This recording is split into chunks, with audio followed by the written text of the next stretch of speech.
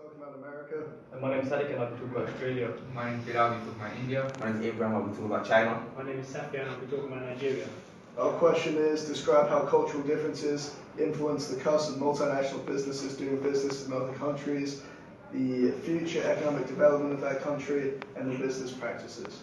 Right, to start things off, the costs of multinational businesses operating in Nigeria can include the cultural differences, as predominantly Nigeria has strict religious beliefs, including Hindus and Muslims, which means the business can't fully operate without considering the religious beliefs and what causes offence to them and what's beneficial for them.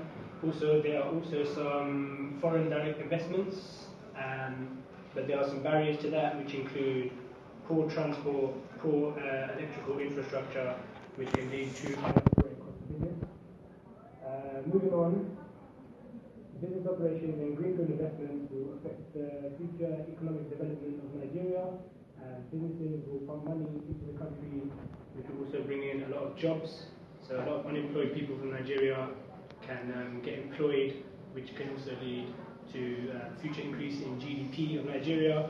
And finally, the values and norms and the punctuality of the Nigerian people can affect business practices, because it will affect their time flexibility. So all Nigerian people won't be comfortable working long hours, and they'll have a strict time which they can work, which can affect businesses, as they might need someone who can work a bit longer.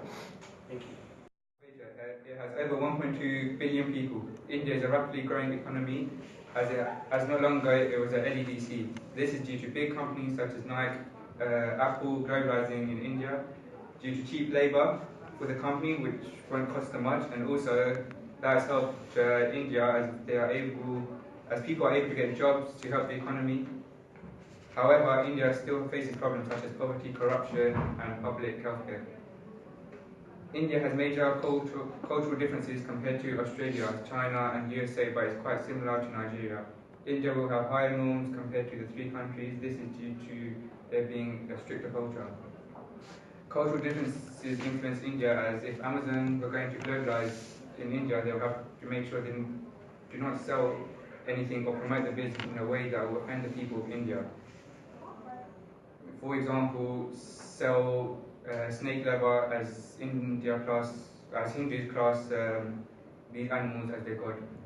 The cost of doing business in India is quite good, but depending on where you set up the business, as if you were to set up the business in New Delhi, Mumbai, it will be costly as is the capital. But if you're going to set up a place such as Agra, which has less people and also is less developed, meaning setting up a business there will be easier for the company.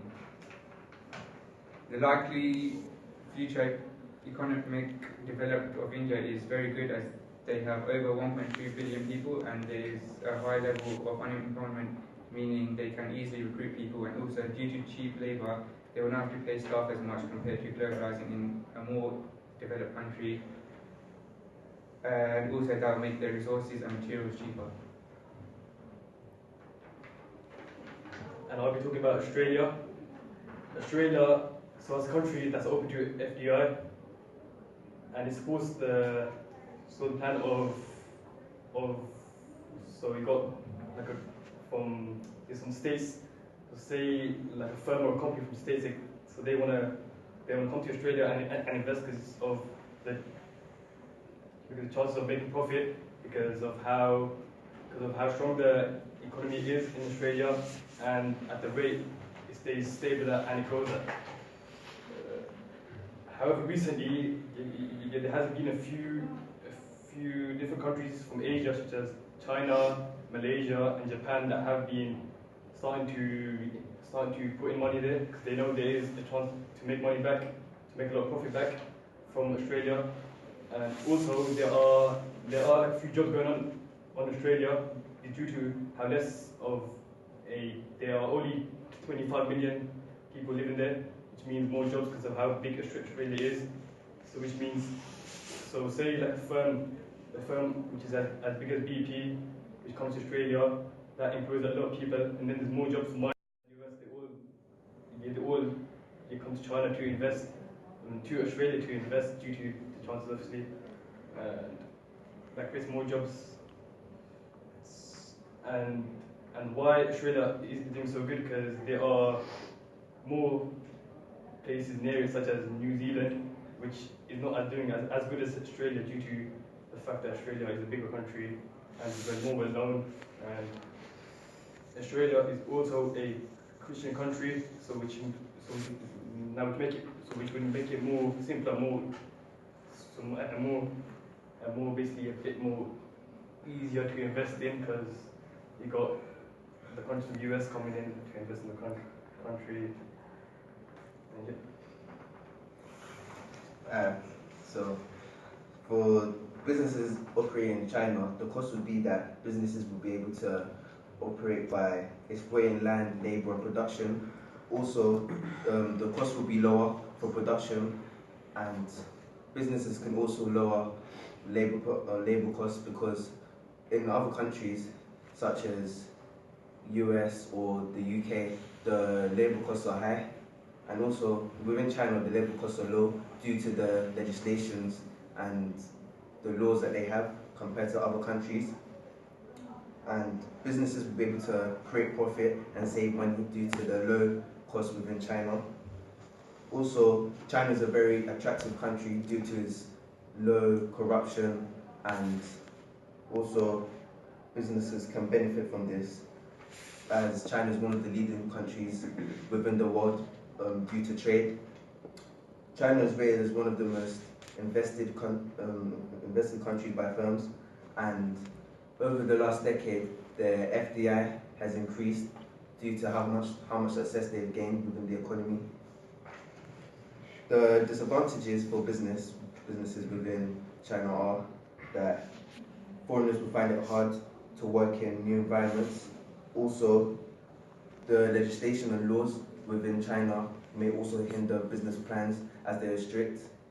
And China is a communist country, meaning that communists like to have control within businesses, as since communist countries are like command economies, so they want control over businesses, and it's not really a mixed economy. The future economic development of China is very bright, as China's trading has increased, and also its exportation is very successful and efficient. However, China may struggle as their pollution within the country is quite bad and is poor. Also, China has one of the most polluted cities within the whole world, and this can affect businesses as they wouldn't want to affect their image within their operations.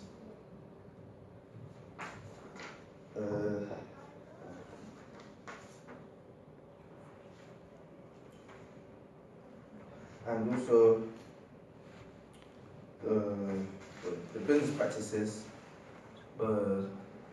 that would occur would be that businesses will try to increase labor, and also they'll try to lower unemployment, and they'll do this by training workers and having transferable skills that they can give to other people, and this will be very good as workers may create more products. And also, the other business practices will be trying to improve the environment, and businesses will do this by decreasing greenhouse gases and global warming. Businesses would also give back to communities by creating programs, and this would benefit people within the community and help them to gain new skills and knowledge that they can transfer into different businesses, and this will help China's economy to grow even more. Also, business would give business plans to gain approval, and they would also try to acquire holdings within their operations. The practices allow businesses to grow in their market and fulfill their purposes. The United States has a population of over 300 million and is one of the world's largest and strongest economies. While the FDI inflows dropped due to the financial crisis, the US is still the largest investor in the world, with the FDI outflow reaching around 300 billion. As for inflow, they received 391 million, becoming the largest FDI recipient in the world. According to the World Bank, the US is ranked 8th out of 190 economies in terms of the quality of its business climate. The cost of doing business in the States is currently not too appealing. The US currently has one of the highest general top margin corporate taxes in the world, ranked 72nd in the world in paying taxes, meaning the cost and the hassle of corporate tax systems is constraining business in the eyes of the World Bank. With their tax rate being 35%, this pretty much puts them with the entire developed world ahead of them. But this won't be the case for too long, as the future of the economic development in the US is looking promising. Since getting elected, Donald Trump has announced that he'll be doing a complete overhaul of the US tax plan. His current plan would cut American corporate tax rates from 35% to 20%, with the average corporate tax rate worldwide being around 22.5%. This will not only give the US a better chance in regards to global competition, but will vastly advance foreign investment. The GDP growth rate in the US is currently around 2.8%, and from 2014 to 2016, the FDI inward flow increased from 171,601 to 391,104. The number of greenfield investments has decreased over the past 3 years, with the latest number being around 1,785. Business practices in the US, punctuality is key for doing business. It's very individual oriented, meaning individualism is key, with self-reliance and independence being very highly valued. The American workday is Monday through Friday, 9 till 5, and the US work culture drives an individual achievements and initiative. They also revolve around balanced competition, which makes individuals thrive to be better. To summarize this whole video, the point that we're trying to make is if you plan to invest in a more economically developed countries such as Australia and USA, you can your business will make more money as the economical infrastructure of that company will be a bit higher, so it will be easier to find the technology and skills of people to make your products. But if you invest in less economic abilities such as Nigeria or India, you find it difficult to find these people with skills and technology to make better products. Thank you. Thank you. Okay, good. Thank you.